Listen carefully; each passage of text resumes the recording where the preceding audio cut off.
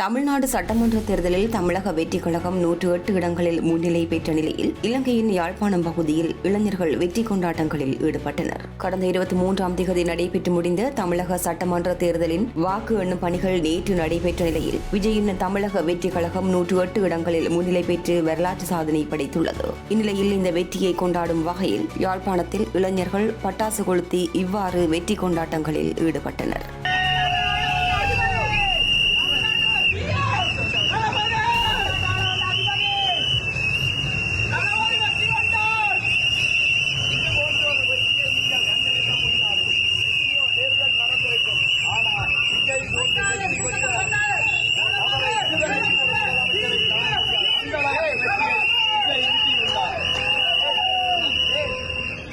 எல்லாருக்கும் வந்திருக்கிற ஊடகங்களுக்கு வணக்கம். உங்களுக்கு முதலாவது நான் கேட்க ஒரே ஒரு கேள்விதான், உங்களுக்கு எல்லாருக்குமே தளபதி விஜயை பிடிக்குமா? அப்ப எல்லாரும் சேர்ந்து நீங்களும் சேர்ந்து எங்களோட சேர்ந்து பத்துக்கு ஒரு விசில் ஒன்று போடுவோமா? போடுமா?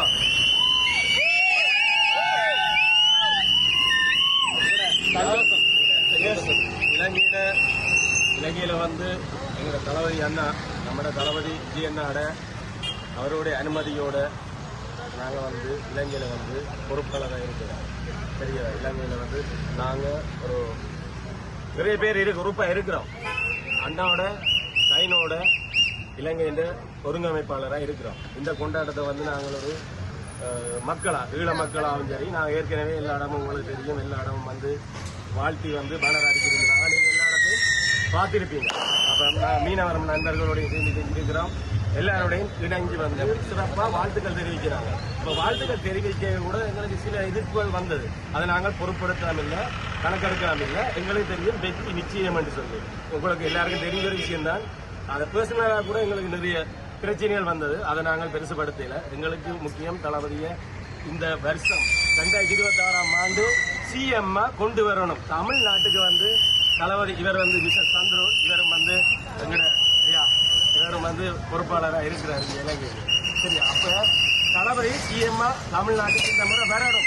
ஒரு தமிழன் ஆளணும் தமிழ்நாட்டை.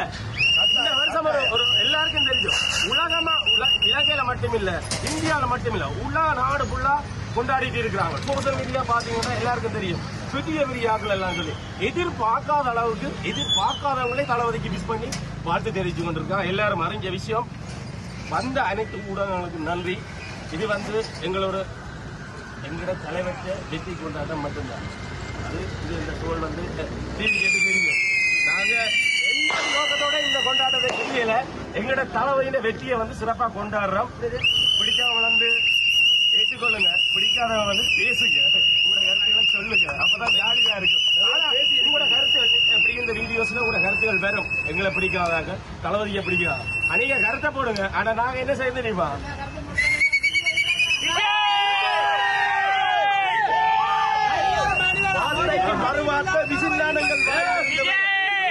தமிழ்நாடு சட்டமன்ற தேர்தலில் விஜய் தலைமையிலான தமிழக வெற்றிக் கழகம் 108 தொகுதிகளில் முன்னிலை பெற்றுள்ள நிலையில் அதன் எதிரொலியாக யாழ்ப்பாணத்தில் குறித்த கட்சியின் கொடி பறக்கவிடப்பட்டுள்ளது.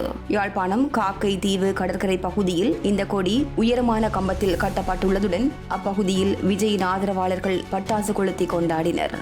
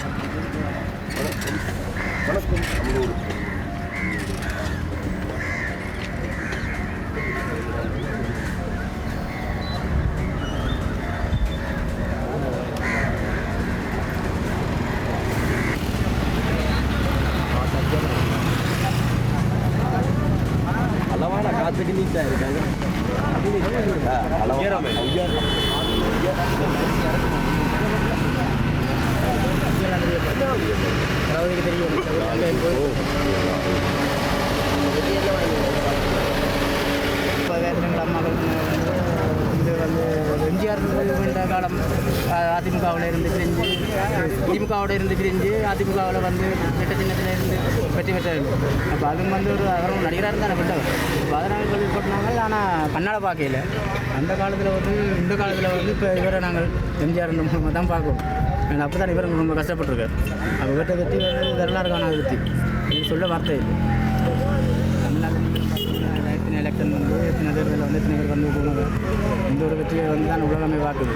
வெளிநாட்டில் இலங்கையில் இருந்து பெரும்பாக்கம் அது அவர் செய்த உதவிக்கு கிடைத்த வெகுமானம் தானே இது.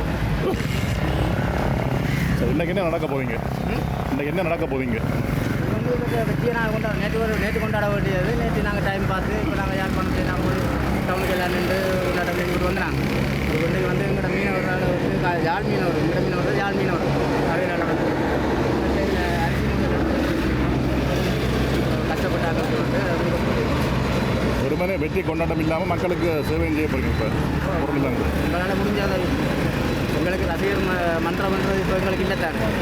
நாங்கள் வந்து இப்போ அவர்கிட்ட ரசிகர்ன்றதை விட நாங்கள் இந்தியாவில் இருக்காது ஒரு தொண்டர்கள்.